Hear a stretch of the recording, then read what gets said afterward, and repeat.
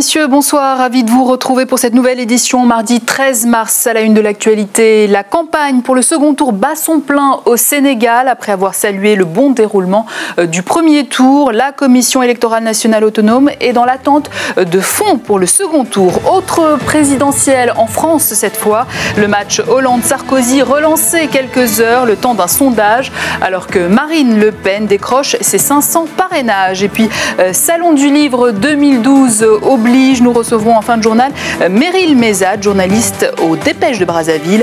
Nous évoquerons avec elle la place réservée à la littérature du bassin du Congo lors de cette 32e édition.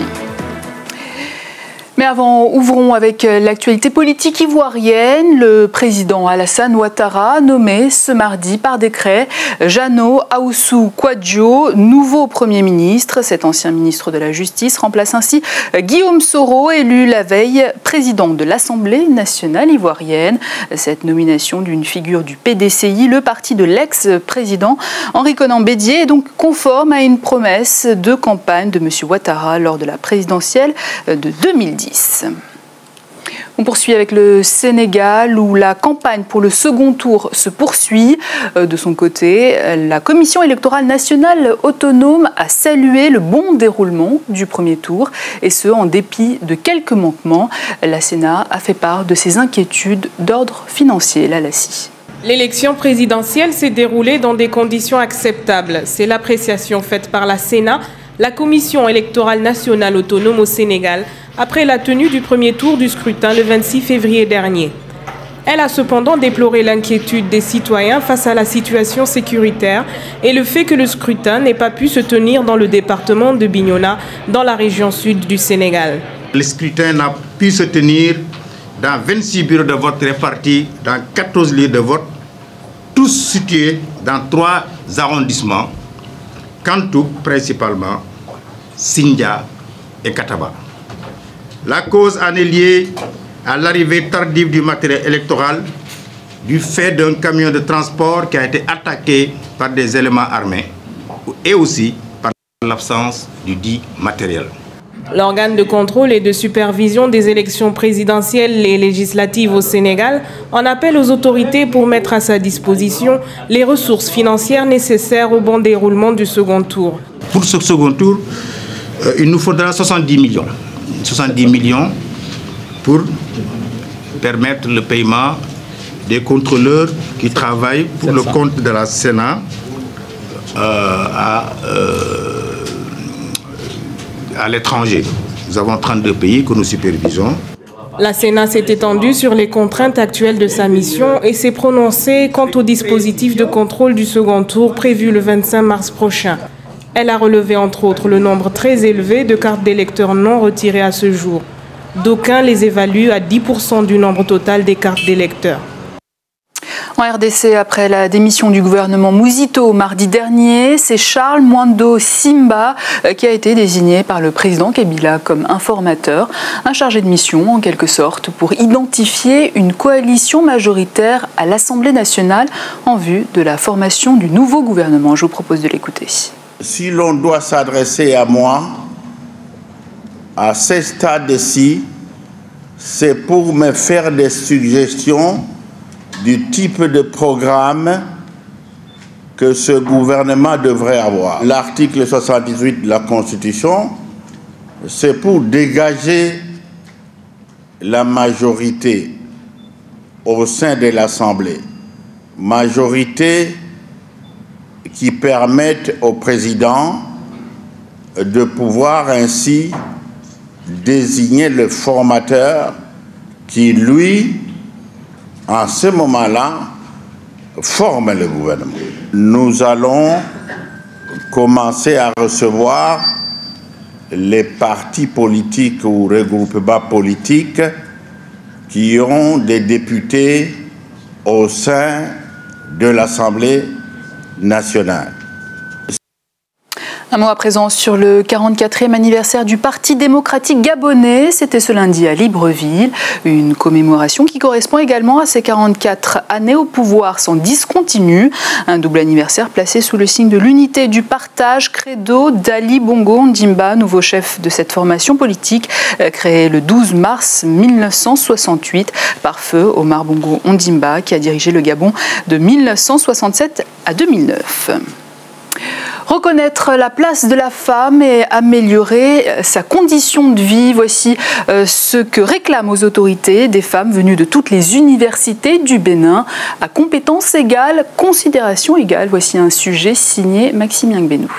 Ici, à l'université d'Abomey-Calavi, les femmes de toutes les entités, de tous les campus de l'ensemble du territoire national se sont donné rendez-vous. C'est pour échanger et réfléchir sur l'autonomisation des femmes. Éduquer à la construction d'un féminin authentique comme préalable. À en croire la présidente du collectif des femmes de l'UAC, cette rencontre revêt une importance. Nous lui avons dit compétence, nous lui avons dit intégrité, crédibilité, complémentarité et dignité, tels seront les critères sur lesquels il va travailler avec les femmes. Pas dans une approche sexiste, mais dans une approche char qui voudrait qu'on compte réellement sur les compétences. Nous ne quématons pas, nous voulons que à compétences égales, qu'on quand même passe à faire à la femme. On veut faire comme les hommes. On ne cherche pas à égaler les hommes, mais nous aussi, nous voulons aller loin et très loin. À travers cette réflexion, la gente féminine s'engage à travailler autant que les hommes, aux côtés des hommes, pour relever bien de défis. Une position partagée par le recteur. Les cours de nos maisons, les cours de nos villages, qui sont ceux, je dirais carrément, celles qui s'en occupent. Ce sont souvent les femmes. Elle doit nettoyer, elle doit balayer, elle doit ramasser les tas d'ordures. Et même si on ne lui prévoit pas où elle doit les déposer, elle doit chercher où cacher ses ordures. C'est s'impliquer déjà dans l'environnement. Au-delà du verbiage et des déclarations, la rencontre de ces femmes universitaires aboutit à des contributions pratiques à la nation béninoise. Et à 40 jours de la présidentielle française, voici un sondage qui relance la campagne de Nicolas Sarkozy, le plaçant pour la première fois en tête des intentions de vote, mais seulement au premier tour. François Hollande reste lui largement gagnant au second. La candidate du Front National, de son côté, rentre officiellement dans la course avec ses 500 parrainages. Christina Okello. Un bon sondage pour l'un et un bon compte pour l'autre. Nicolas Sarkozy et Marine Le Pen ont relancé mardi la campagne pour la présidentielle. Lui arrivé en tête au premier tour avec 28,5% devant François Hollande.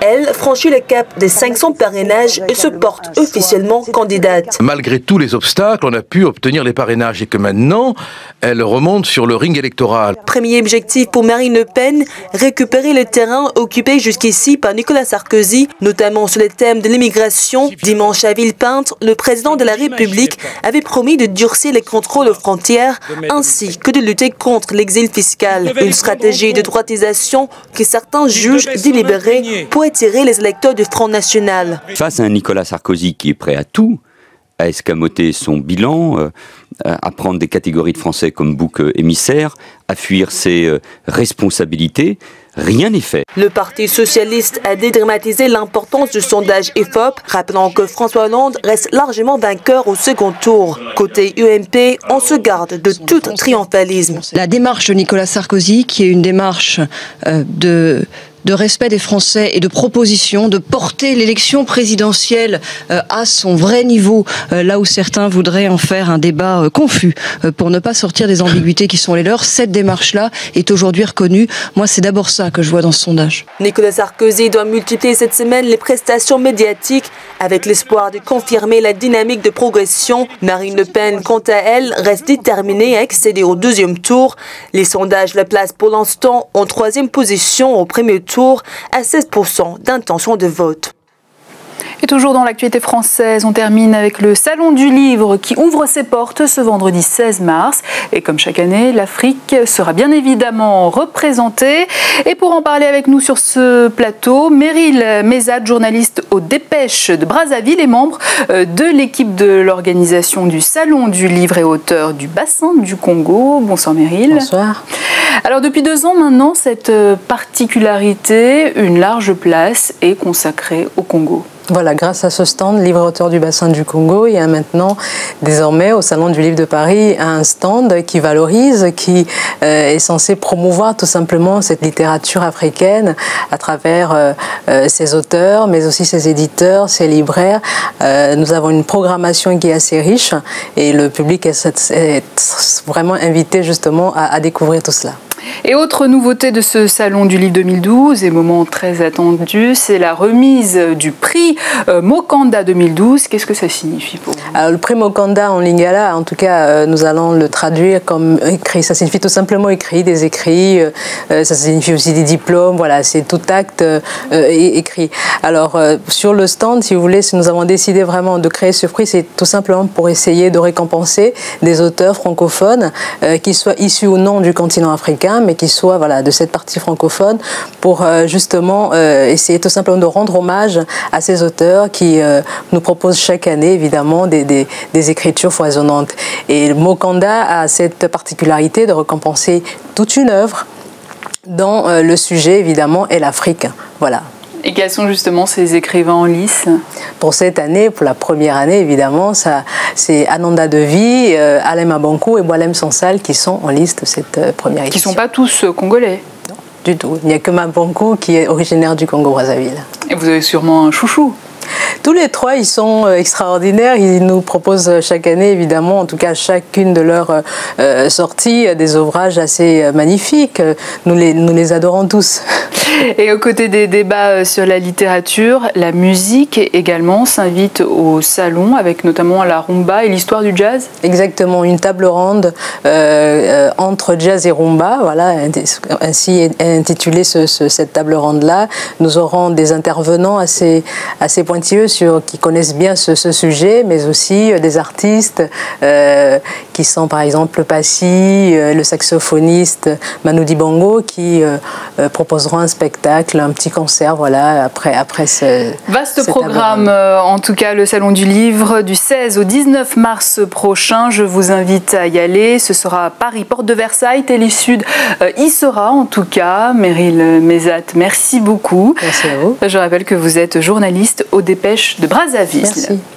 Et c'est ainsi que notre édition touche à sa fin, mais avant un dernier rappel des titres, 1,3 million de francs CFA, c'est le montant nécessaire à la commission électorale sénégalaise pour veiller au bon déroulement du scrutin et sécuriser les suffrages des 2 candidats en lice pour le second tour. À 40 jours du scrutin, la course à l'Élysée cette fois s'enflamme autour d'un sondage qui pourtant se contredit parfois, mais la plus heureuse aujourd'hui reste Marine Le Pen qui a obtenu ses 500 signatures. Et enfin, nous venons de l'évoquer, le Salon du Livre va bientôt ouvrir ses portes. Rendez-vous à partir de ce vendredi, porte de Versailles, pour notamment découvrir les livres et les auteurs du Bassin du Congo. Voilà la fin de cette édition. Merci à vous de nous avoir suivis. Dans quelques instants, la suite de vos programmes sur Télé Sud, bien sûr. Restez avec nous. Quant à moi, je vous donne rendez-vous demain pour une nouvelle édition.